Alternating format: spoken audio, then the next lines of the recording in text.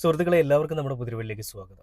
നമ്മളെല്ലാവരും ഇന്ന് കണ്ട നമ്മളെല്ലാവരെയും ഞെട്ടിച്ച വളരെ വിഷമകരമായ ഒരു വാർത്തയാണ് ശ്രീനിവാസൻ എന്ന് പറയുന്ന നടന്റെ വിയോഗം. നമുക്കറിയാം അദ്ദേഹം കുറെ അധികം വർഷങ്ങളായിട്ട് മലയാള സിനിമയിൽ അത്ര സജീവമായിരുന്നില്ല. എന്തെന്ന് വെച്ച് കഴിഞ്ഞാൽ അദ്ദേഹത്തിന് ശ്വാസകോശ സംബന്ധമായിട്ടുള്ള പ്രശ്നങ്ങളായിരുന്നു. അദ്ദേഹം ഒരു ചെയിൻ സ്മോക്കർ ആയിരുന്നു എന്നുള്ളത് അദ്ദേഹം മുൻപേ പറഞ്ഞിട്ടുള്ളതാണ്. അങ്ങനെ അദ്ദേഹം എഴുത്തും അതോടൊപ്പം തന്നെ പുകവലിയും എല്ലാം നിർത്തി പിന്നീട് അദ്ദേഹം ഒരു ശ്വാസകോശ ഡോക്ടറെ കണ്ട സമയത്ത്, അല്ലെ ശ്വാസകോശ സംബന്ധമായിട്ടുള്ള അസുഖവുമായിട്ട് ഡോക്ടറെ കണ്ട സമയത്ത് അദ്ദേഹത്തിന്റെ ശ്വാസകോശത്തിന്റെ ഒരു നില വളരെ മോശമായിരുന്നു, വഷളായിരുന്നു എന്ന് പറയുകയും പിന്നീട് ട്രീറ്റ്മെന്റിലേക്ക് പോകുന്ന ഒരു കാഴ്ചയാണ് നമ്മൾ കണ്ടത്. അപ്പൊ അന്ന് തന്നെ പല വാർത്തകളും പല മാധ്യമങ്ങളിലും വന്നത് ജീവൻ ഉണ്ടായിരുന്ന ശ്രീനിവാസൻ മരിച്ചു എന്ന് പറഞ്ഞിട്ടായിരുന്നു.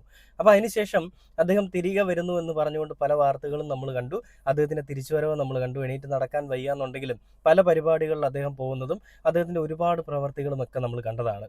ഈ ശ്രീനിവാസൻ എന്ന് പറഞ്ഞൊരു വ്യക്തി പകരക്കാരനില്ലാത്തൊരു നടനാണെന്നുള്ളതിൽ ഒരു സംശയമില്ല.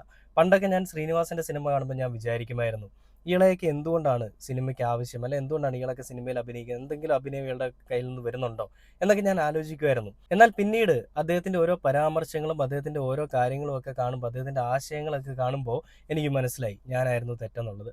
അദ്ദേഹം വളരെ നല്ലൊരു നടൻ എന്നതിനേക്കാൾ ഉപരി നല്ല സ്നേഹബന്ധങ്ങളെ കാത്തു സൂക്ഷിക്കുന്ന, നല്ല സ്നേഹബന്ധങ്ങൾക്ക് വില കൽപ്പിക്കുന്ന ഒരു മനുഷ്യനായിരുന്നു എന്നുള്ളത് എനിക്ക് പിന്നീട് മനസ്സിലായി.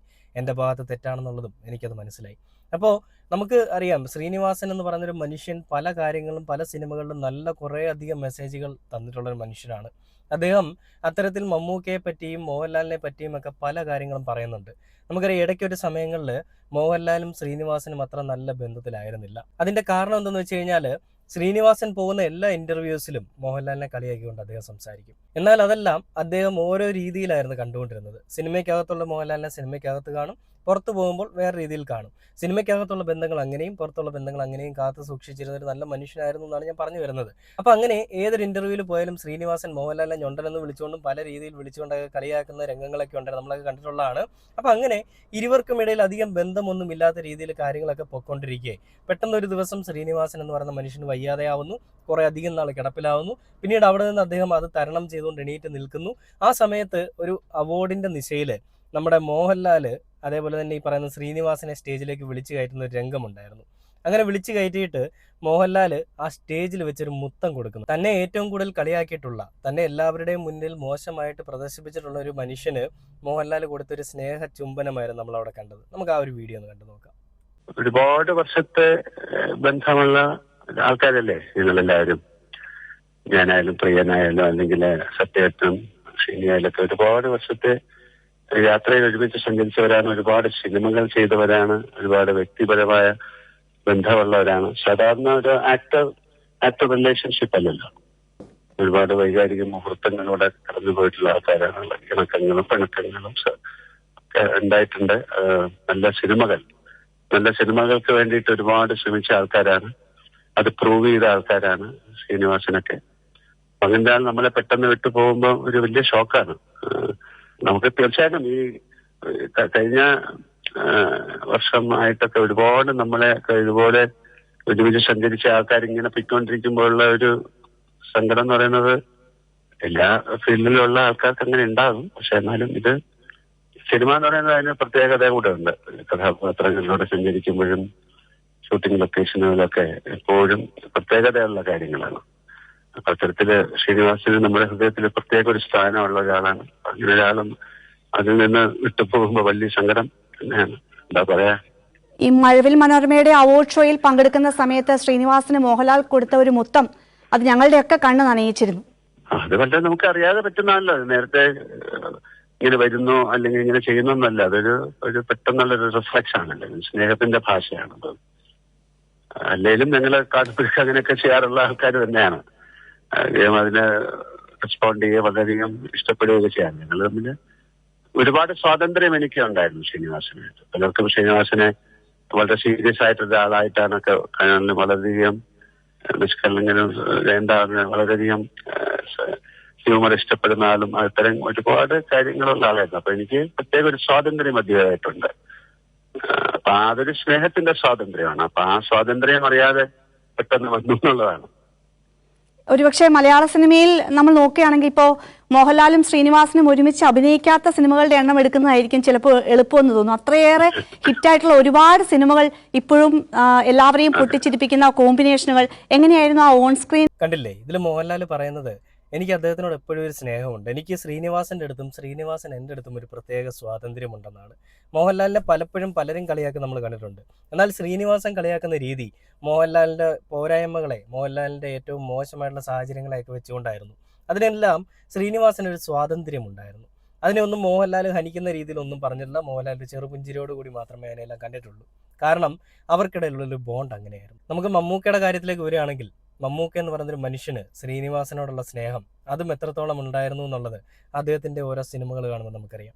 കഥ പറയുമ്പോൾ എന്ന് പറയുന്നൊരു സിനിമ നമുക്ക് വേണ്ടി കാഴ്ചവെച്ചത് അത്തരമൊരു സ്നേഹബന്ധമായിരുന്നു.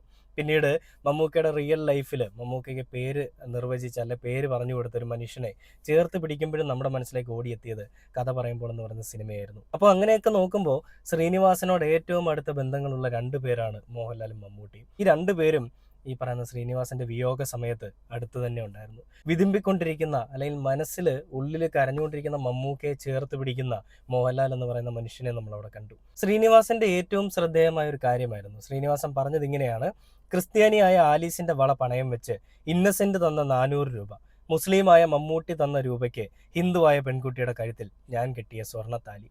എന്ത് മതം, ആരുടെ മതം, എവിടെയുള്ള മതം?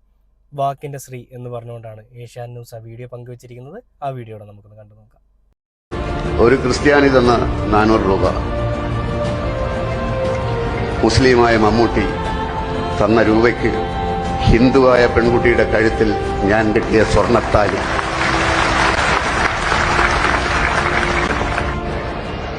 എന്ത് മതം, ആരുടെ മതം, എവിടെയുള്ള മതം?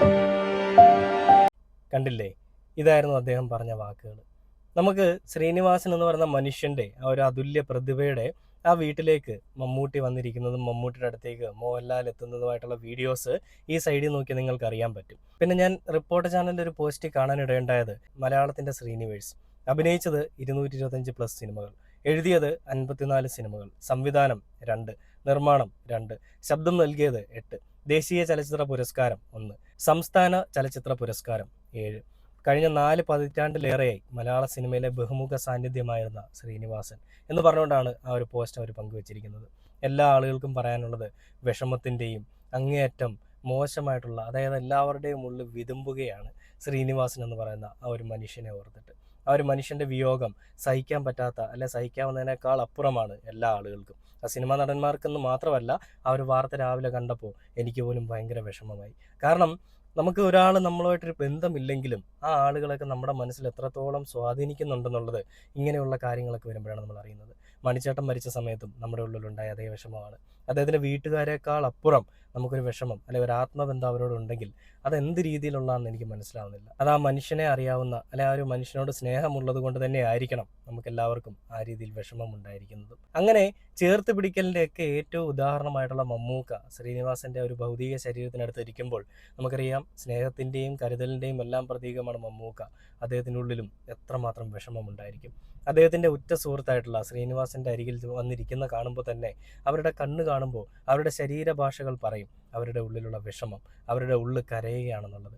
അപ്പോൾ ഇത്രയും മോശം അവസ്ഥയിൽ ഈ രണ്ടുപേരും അവിടെ വന്നിരിക്കുന്നത് ഞാൻ ആദ്യമായിട്ടാണ് കാണുന്നത്. ഇതിനു മുൻപും ഒരുപാട് ആളുകൾ മരണപ്പെട്ടു പോകുമ്പോഴും മമ്മൂക്കയും മോഹൻലാലും ഇരിക്കുന്ന രീതിയും ഈ ശ്രീനിവാസൻ എന്ന് പറഞ്ഞൊരു മനുഷ്യൻ്റെ അടുത്ത് അവരിയ്ക്കുന്ന രീതിയും വളരെ വ്യത്യസ്തമാണ്. ആ ഒരു ശ്രീനിവാസന് കൊടുക്കുന്ന ബഹുമാനം, ആ ശ്രീനിവാസനോടുള്ള സ്നേഹം, അത് തന്നെയാണ് നമ്മളിവിടെയും പ്രകടമായി കാണുന്നത്. അപ്പം മോഹൻലാലിനുള്ള, അല്ലെ മമ്മൂട്ടിക്കുള്ള ശ്രീനിവാസനോടുള്ള സ്നേഹം എത്രത്തോളം ഉണ്ടെന്നുള്ളത് ഈ ഒരു സമയത്ത് നമുക്ക് കാണാൻ സാധിക്കും. ഏറ്റവും വിഷമകരമായ ഒരു അവസ്ഥ എന്ന് പറയുന്നത്, ഇന്ന് ശ്രീനിവാസന്റെ മകനായിട്ടുള്ള വിനീത് ശ്രീനിവാസന്റെ ബർത്ത്ഡേ ദിവസമായിരുന്നു. ആ ദിവസം തന്നെയാണ് തൻ്റെ ഏറ്റവും പ്രിയപ്പെട്ട, തൻ്റെ റോൾ മോഡലായിട്ടുള്ള അച്ഛൻ്റെ വിയോഗവും. ആ കുടുംബത്തിന് എല്ലാം സഹിക്കാനും ക്ഷമിക്കാനുമുള്ള കരുത്തുണ്ടാവട്ടെ എന്ന് പറഞ്ഞുകൊണ്ട് എല്ലാ ആളുകളും നെഞ്ചിലേറ്റ് സ്നേഹിക്കുന്ന ശ്രീനിവാസൻ എന്ന് പറയുന്നൊരു മനുഷ്യൻ ഇനിയും ഇവിടെ ജീവിക്കും, അദ്ദേഹത്തിന് മരണമില്ല എന്ന് എടുത്തു പറഞ്ഞുകൊണ്ട് ഈ ഒരു വീഡിയോ അവസാനിക്കുകയാണ്.